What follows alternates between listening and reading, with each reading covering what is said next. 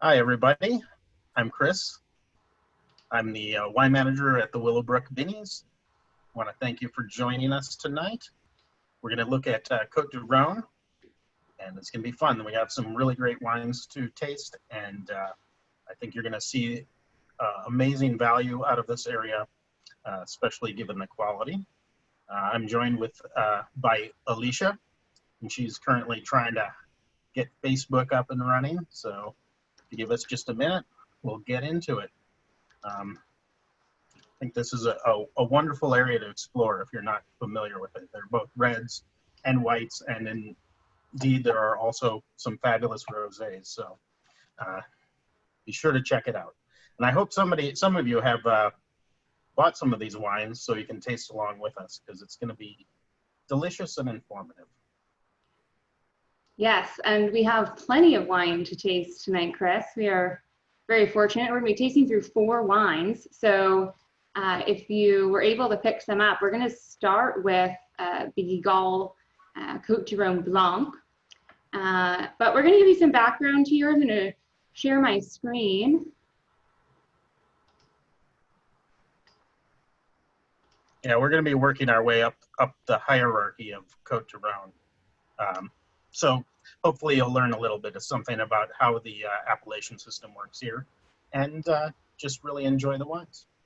Yeah, so let's set the stage a little bit while you're tasting your wine. Let's set the stage of where we are, okay? We're in southern France, of course, and the Rhone Glacier, many, many moons ago, kind of created this valley that runs north to south and it kind of ends there in the Mediterranean Sea.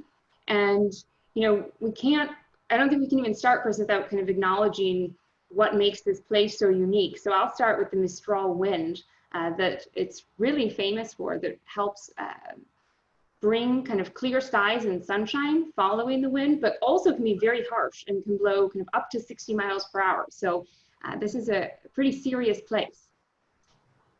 Yeah, indeed. The wind is very important for viticulture here. Although it does drive some people mad with how incessantly it can blow sometimes. But the fact that it's constantly funneling cool and fresh air down through the valley from the north and out to the Mediterranean keeps disease pressures relatively low. It makes organic and biodynamic growing a little bit easier. You just generally don't see as much insect-borne or mildew-borne diseases just because of this wind. Although it can happen, you gotta guard against it. But it's really important, surprisingly. Yeah, and we'll see in the south here on this map how much larger the Southern Rhone is. And you know, a lot of times we get caught up in the crews of the north and the south, and some really storied and famous names there. But you know, a lot of the production here in this larger area of the south is coming from the Cotes du Rhone AOC and the Cotes du Rhone Village AOC, and that's really what we're going to focus on today. So, you know, a mixture of soils in such a large place, really famous for these kind of pebbles, these galets that kind of retain the heat and, you know, kind of reflect it up to the vine to aid ripening. So gorgeous climate down here, very warm, Mediterranean, perfect for some of these grapes that do love heat.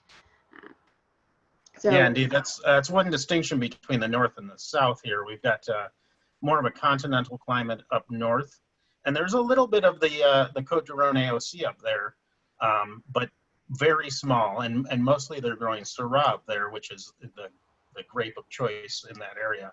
But down south, yeah, you get a Mediterranean climate, and quite a bit warmer, even though it looks very close. But that Mediterranean influence is big. So just to give a little bit as you shop for wines of the Rhone, you can see kind of the hierarchy that we have here. And that regional Cotes du Rhone, that's almost half of the production. So lots of options for you here, and just at extraordinary price points. And you know, part of this too, we're in the Southern Rhone, where it's the name of the game here is really blends. And so producers have just quite a wide array of both grape varietals and different sites to pick from. And sometimes that does allow them to then make kind of this wonderful house style, or just have great consistency, or really kind of put their mark on a wine because they have so many ways to kind of change it up and add certain grapes if they want various structural elements or flavors to it. And we're going to talk about kind of what each of the grapes brings, but associate the Southern Rhone with blends, and especially at this kind of Cotes du Rhone and Cotes du Rhone village level, more production, and so thus great value for you. Indeed, that is very true, Alicia. You've got as many as 23 varietals that can go into Cotes du Rhone.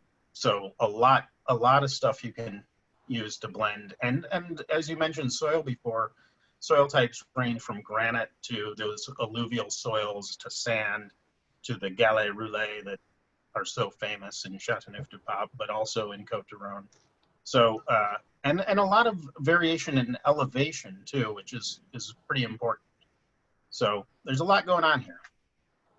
So let's get to tasting. We are starting with a very well-known producer here, Guigal's Cotes du Rhone Blanc. And you may recognize the producer. He's making wines all over the Rhone, the north and the south, but this is his white wine. Now, only 8% of the entire Rhone's production is white. So it is quite special, and I think it's not spoken of enough. But Guigal seems to think it's special too, and 25% of their production is white wine. So they're the single largest producer of whites in the Rhone Valley. But something special about this too is the presence of Viognier, which, Chris, do you get some of those kind of bright aromas and floral nature that Viognier really brings to this wine? Absolutely. I've tasted this wine a lot over the years, and I think it's really on point today, personally. And the Viognier component is really singing to me. There's a lot of floral notes going on, from acacia blossom to almost like an orange blossom thing, and orange zest, and then loads of kind of stone fruit, peachy, veering a little toward tropical even. I think it's tasting beautiful today. This is such a value, and you know, Guigal, as you said, produces a lot of white wine, and they dominate some of the production in the north in Condrieu, in one of those cru areas, producing almost half of the wine that comes out of there. And they're really kind of bringing that northern sensibility down here by having over 60% of this wine be Viognier. And they're also using two really common grapes from the north, Marsanne and Roussanne, which are, all of those are obviously allowed in the south. But I think they're bringing their home sensibility down to the south, and the results are pretty stunning. Yeah, I really like this wine. And for those that are used to very high acid, kind of lean, crisp white wines, and you want to maybe kind of broaden your palate a little bit and try something else, this is definitely a wine I would go to. The texture is very different. It's much rounder and a little bit fuller. The acid isn't as high. It's kind of right in that medium zone. So it's just texturally quite different than if you're used to kind of those leaner styles. And it's really nice to switch it up, because with food, this is great because there's enough kind of body and weight. I think it can play with a lot of different things. Yeah, it's really loaded with lush fruit. If you're a Chardonnay drinker, you might want to try this. It has that kind of weight and peachy and tropical fruit that you might find in some Chardonnays. Although this is not aged in oak, so you don't really get that component going on here. But it really would fit into your regime quite nicely. I actually think I'm going to pan-sear some halibut tonight, and since this is open, I'm gonna drink this. Chris has a tendency to do this on our tastings, where he starts talking about all of these wonderful meals that he's going to cook, and very jealous. That sounds good. That sounds like a perfect pairing for this wine. I think so. While we're on this slide with all these grape varietals, let's go to the next wine, which is the Domaine Les Grands Bois. And here we have here. And this is the Cotes du Rhone. So this is the Rouge, the red wine here. And when we go into this wine, you're going to notice just bursting with red fruits, really fresh, very lively on the nose. I haven't even tasted it yet, and it smells just very playful, very fun, very approachable. I don't really kind of know anyone that would smell it and not kind of want to dive in. Very easy. Yeah, indeed. This is really just a basket full of red fruits, and it's super easy drinking. Grenache dominant. So these red blends in the South, almost always you're going to find lots and lots of Grenache with some grapes to support it. Syrah, Mourvedre are the leading candidates, but you can see this long list of grapes that are possibilities. But this is really just showing kind of that, as you said, playful, medium-bodied, fruity side of Cotes du Rhone.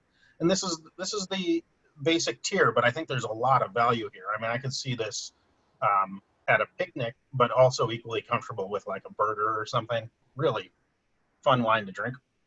Yeah, and I mean, you're right, Chris. You can bet on Grenache.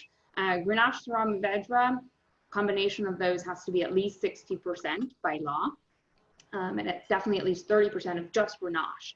So it's going to be no surprise when you get Grenache brings alcohol, but Grenache brings red fruit and body to this wine. And then with that Syrah, Mourvedre, Syrah will kind of tend to bring a little more kind of black pepper, Mourvedre, some kind of smoked meat, even more structure to it.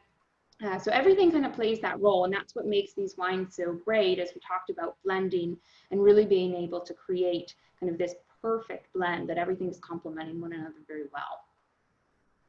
Yeah, indeed. Yeah, as you say, Grenache easily gets relatively high sugar levels, so it definitely brings a lot of rich alcohol and body to the game.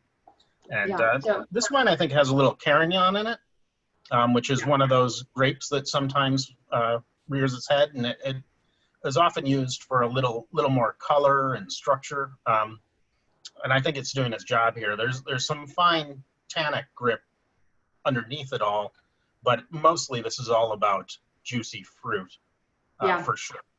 I was just about to say, kind of after a few sips, the tannins are really pleasant, actually. You're right. After the end through with all the fruit, you start to get those tannins, and they're pretty fine, pretty supple, but definitely brought to the wine by the Syrah, and you're right, by the Carignan. So yeah, awesome. I think they're very fine textured. Yeah. So what's your food recommendation here on this one, Chris? So yeah, like I said, I would easily eat a cheeseburger with that any day of the week. But you know, it's super versatile. I would say all kinds of things off the grill, but you could even pair this with poultry, no problem. It's light enough that it's not going to overwhelm a roasted chicken or something like that. I think it's pretty versatile style. So Excellent. What's your go-to with something like this? Oh, so there's enough fruit that I feel that it can even tolerate kind of a little bit of spice if you enjoy that. But to be honest, just as we go into kind of Labor Day weekend, and I'm thinking about kind of kebabs and some pita and all that good stuff, I think kind of Mediterranean dishes would go really well. So indeed, I'm a big fan of lamb with this kind of wine too. So yeah, if you have a lamb kebab or something like that, or a roasted leg of lamb, especially some of the bolder wines are fantastic with lamb. So as we kind of leave that Cotes du Rhone tier, it's really kind of all of the vineyard area that you can kind of source fruit from in the Rhone Valley. And the Rhone Valley is about 3 times the size of Napa, so it's quite large. So lots of options there, excellent value, blends on the red side, kind of that bursting with red fruit. And we're now going to go up to kind of this Cotes du Rhone village. And within the Cotes du Rhone in this kind of next year, there are 95 communes that have been selected and can kind of put this village name on their wine. And so we tend to think of this as kind of these maybe elevated sites, a little bit more kind of specific expressions of the terroir, and we should kind of see maybe a little bit more fruit concentration, a little bit more complexity in this wine. So let's see if that holds true. And we are drinking Chateau, is it Mauquoil, Chris? You would pronounce this Moqual. Chateau Moqual. Yes. Chateau Moqual. And pretty famous Chateauneuf-du-Pape producer that also owns quite a bit of acreage in Cotes du Rhone, directly adjacent to Chateauneuf-du-Pape, and a venerable old producer for sure. Yeah, and so similar rules here on blending, so we can expect to see that, but they are a little bit more hands-on in terms of the yield control as well in the vineyard. So again, let's see if that plays out in the concentration of the wine, which already on the nose, I even, not only is it red fruit, but it's kind of brambly, and there is a little bit of black as well. It smells riper. Indeed, yeah. Almost a little meaty on the nose, and I think you're going to find the tannic structure is amped up quite a bit here. So we're going up this hierarchy where the yields are lower, as you said, and concentration is greater. And, you know, we're aiming at a more serious wine. And that is not to say the Grand Bois was not serious, but it was pretty easygoing and kind of a fun wine. This one has structure. It's built for some aging, I think, or some very, very bold food. I think being a Chateauneuf-du-Pape producer, I think they're bringing a lot of that sensibility here, because I think it's like a baby Chateauneuf, in fact. What do you think? Yeah, I'm actually astonished at the quality of this wine for the price point for Cotes du Rhone village. It's, you know, still Grenache dominant. We're at 15% Syrah and another 10% of Cinsault, I believe, here in this wine. But really low yields here. This producer is doing a great job. So when you lower the yields, right, you lower the total crop, more of that sugar development and ripening and energy in the plant can go to those fewer bunches. So I think it's showing beautifully. And yes, layers of complexity here, not just fruit. You get a little bit of that pepper gaminess and a spice element to the wine for sure. Yeah, absolutely. I think, yeah, we're definitely bringing in some, maybe those exotic spices, some brown spice. You know, you can imagine walking into maybe an Indian market or something and that heady aroma. I think we're getting some of that here. And yeah, I think it's an astonishing value. I think a lot of it is owed to the terroir being so similar to their Chateauneuf-du-Pape holdings. But the winemaking is obviously pretty impeccable. I would probably pick this blind as Chateauneuf-du-Pape, which is not a surprise. I mean, there's some great wines at this level for sure. Yes, and this one too, just for those tasting, they actually fermented everything by parcel. So they have kind of the most blending options at the end. And then it's aged in a combination of vats and old barrels, and then they'll go ahead and blend at the end. So we see some of that definitely kind of texture and body coming from the barrels, and also just the great kind of cohesion and integration of the wine from that time maturing. Yeah, really nice. I think that might be my favorite so far, Chris. Yeah, really well put together. Very, very structured. Okay, so I want to talk about this kind of other category that I think sometimes people forget, which is, yes, it's Cotes du Rhone village, but there are 21 areas or communes, depending on kind of how it's been, the boundaries have been drawn up, but that have been given permission to append their name, their village name, to Cotes du Rhone village. So kind of really special sites here. And again, we should see kind of this amplification of quality and, you know, ones to seek out. And you'll notice, because you'll see any of these kind of 21 names quite large on the label alongside the Cotes du Rhone village. And today we're going to taste Piagier's Sablet. All right, and his 2016. Indeed. So I think we should really underline here the kind of aspirational system that the French have set up in general in wine, but also in particular in the Cotes du Rhone hierarchy. So, you know, you can move up the chain by demonstrating distinctiveness and quality. So, you know, a lot of villages like this have graduated to AOC status on their own, or AOP. And Sablet is what we're drinking today, known for its sandy soils. And this is, I think, a really nice area. It's right at the foot of the Untitled du Montmiral, pretty much directly adjacent to Gigondas and Vaqueras and Muscat Baume de Venise, or Baume de Venise, which also makes red wine too. But you know, this area has some great villages that once were Cotes du Rhone village and have been elevated. And I think the style is somewhat similar here.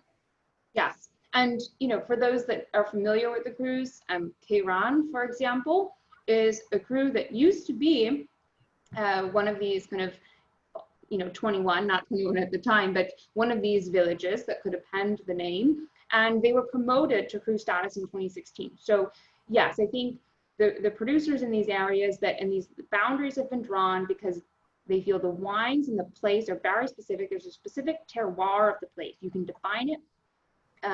The soil, the climatic conditions, so forth. It's separate and it's special.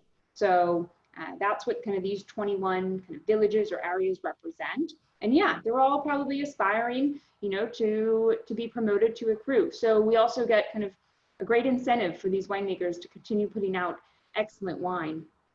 And oftentimes when we think of Cotes du Rhone, we just think of this kind of medium-bodied, kind of more fruit-forward style. But you know, as we have on the slide here, this is well beyond a medium-bodied wine. This is a much kind of more powerful wine than we have had thus far. Yeah, I think though it also speaks to some degree of elegance. There's definitely underlying structure here, but the fruit to me is high-toned red fruits, strawberry for sure. So it's not really like a bunch of dark fruit, but that Grenache is really bringing that red cherry and strawberry note, and tastes quite elegant, but very structured at the same time. I really like it. Yes, and this is a family winery. Their first wine came in the mid-'80s. So they've been around for a little bit, but this is going to be the highest actually Grenache content that we've had so far tonight. So 75% Grenache on this wine. The rest is Syrah. That's all that's in this. And I don't know about you, Chris, or maybe it's because it's, you know, 3 wines in here, but the tannins on this too, you know, especially coming from that Syrah, I think kind of really help kind of give great structure to the wine and frame up, you're right, those high-toned red fruits. Yeah, I think also it's maybe informed by the vintage as well. There's been a string of relatively warm vintages with very ripe fruit and powerful wines.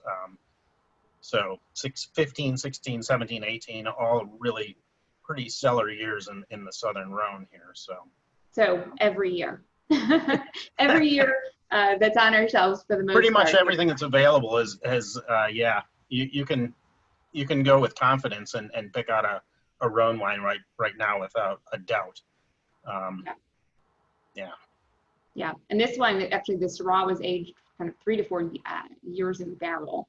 So we're getting a lot of development there. And this, for those kind of entering, if you're unfamiliar with the Rhone and maybe entering at the Cotes du Rhone or the Cotes du Rhone village kind of level here, if you're used to kind of New World, kind of a little bit kind of bigger wines, I would start here. Wouldn't you say, Chris?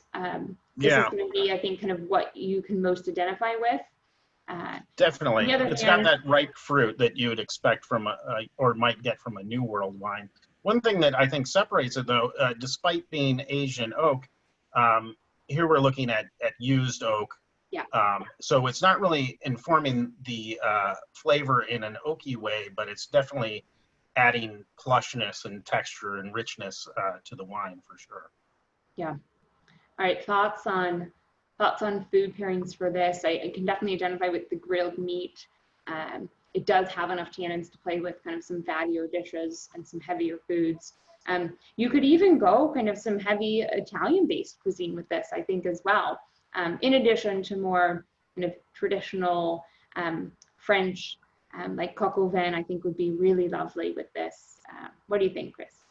Yeah, I think you're absolutely right. I think if you're grilling this weekend for Labor Day, any of these wines would be a great choice. But you know, if you're having steak or lamb, this is going to work for you famously.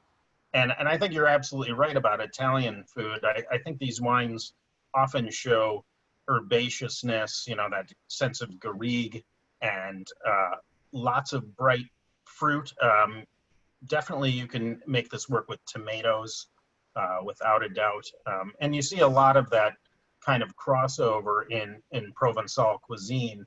You know, this is right down near the Mediterranean, so you get all of those very similar flavors, basil, garlic, olives, tomatoes, all of that works really well with wines like this. Yes. Well, thanks for tasting all these wines with me, Chris. And yes, as you all head into Labor Day weekend, we really encourage you to check out Cotes du Rhone and Cotes du Rhone Village.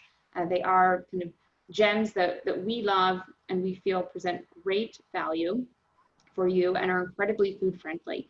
So here is the lineup of what we tasted tonight. Chris, any closing thoughts on the Rhone? I would just say everyone take a gander at those prices. I mean, it's really remarkable.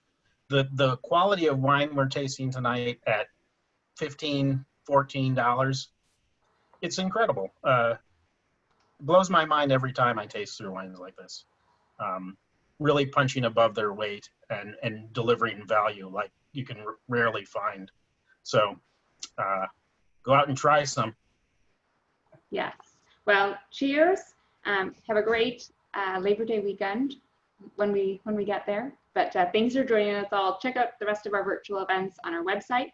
A lot to share with you. And stay safe, drink well. Thanks. Cheers, Alicia. Cheers, everybody. Cheers.